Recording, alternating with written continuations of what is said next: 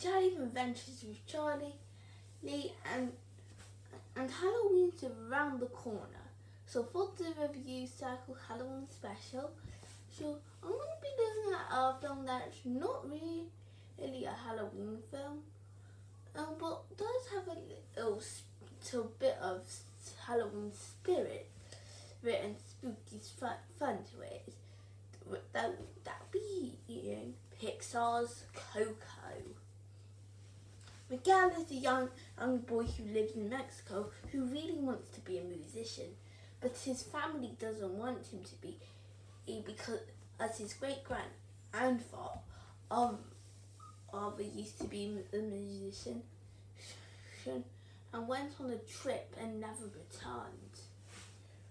And one day on Dia de los Muertos, Miguel believes the famous musician Ernesto de la Cruz is his grandfather.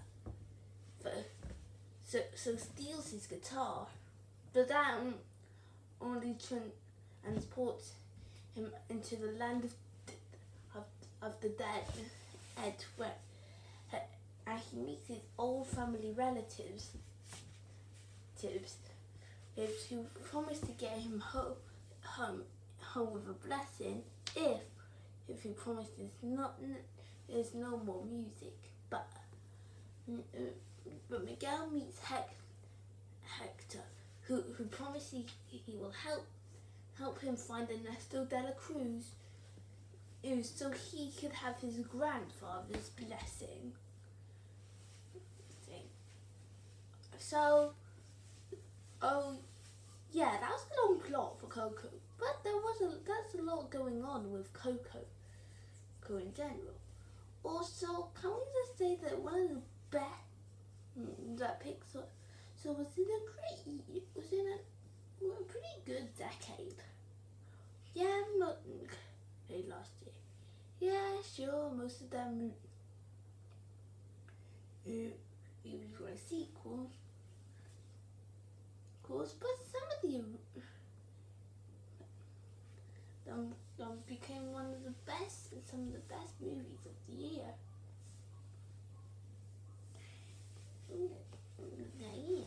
And with Coco, it's no sequel, but it's something we will remember. Especially with its characters. First, we have Miguel, who is a great role model, in my opinion. He gives the message of always pursuing your dreams, because that's what we all need to do in our life. Pursue our dreams, which makes him such a relatable character.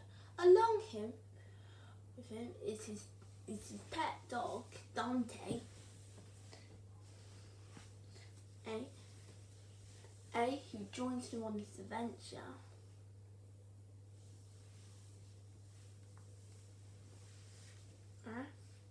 As well as Hector. The comic relief, if you used to have a friendship with Ernesto, though.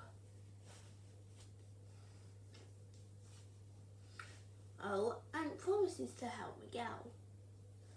There's also Miguel's family, which is really are interesting. We don't get much of them, but they do offer a lot of personality to them, and why they don't want Miguel to play music, because they don't want him to end up like his grandfather. There's also Ernesto de la Cruz, who's the famous musician, who's Miguel's idol.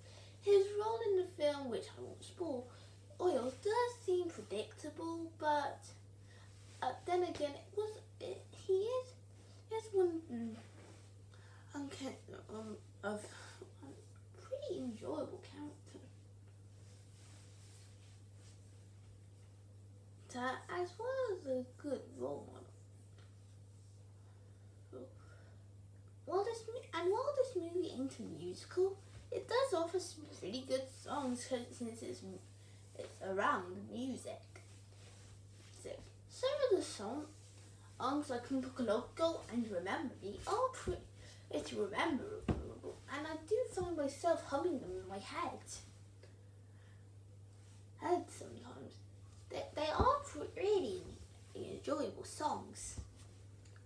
And now let's get on to the story. Now, when this film was first announced, people were already comparing it to real effects' The Book of Life, which came out 3 years before this movie. However, it was probably like the better Book of Life. What I mean by that is it's coming from someone who hasn't seen The Book of Life, but Pixar did a great job of this movie. It should give the story. They do execute it really well. With a nice message about family coming first. And offers a lot of creativity and manages to give the skeleton some personality, which is very interesting. Also, while it isn't the scariest movie, they do focus a lot on a few jump moments that will make you jump. That are very well executed. But if I had to say what the best thing about Coco was, it's easy. It's animation. It's a very colourful world. Of how they make the land of the dead look very creative and uses all different types of colours.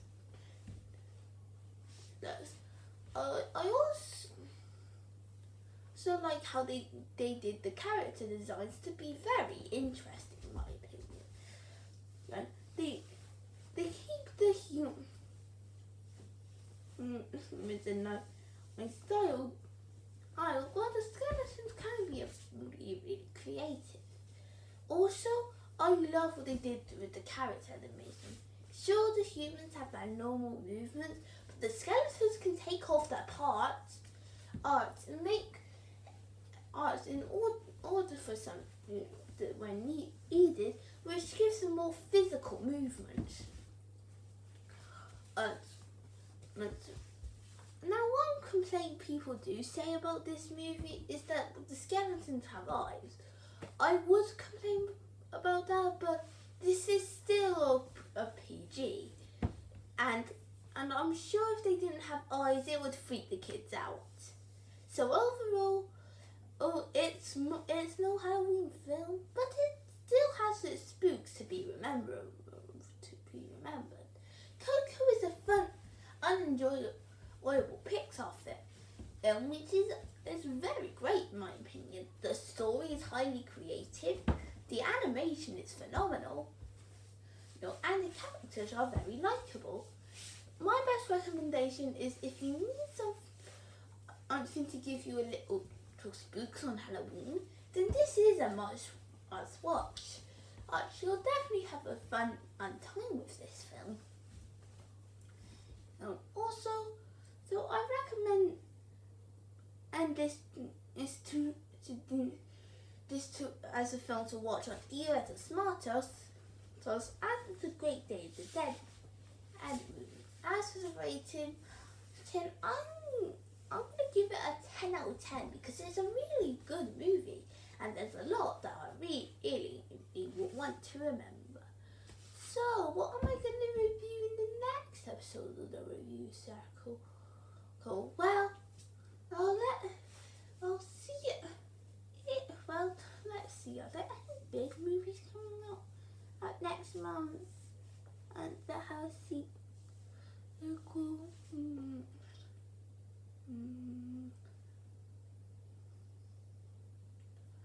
I don't think so. unless you live in America. Go with Drew Moses' Stone Age family. Which I'll be looking at, which I'll actually have a look at. Right. See you later, folks, and have a happy Halloween.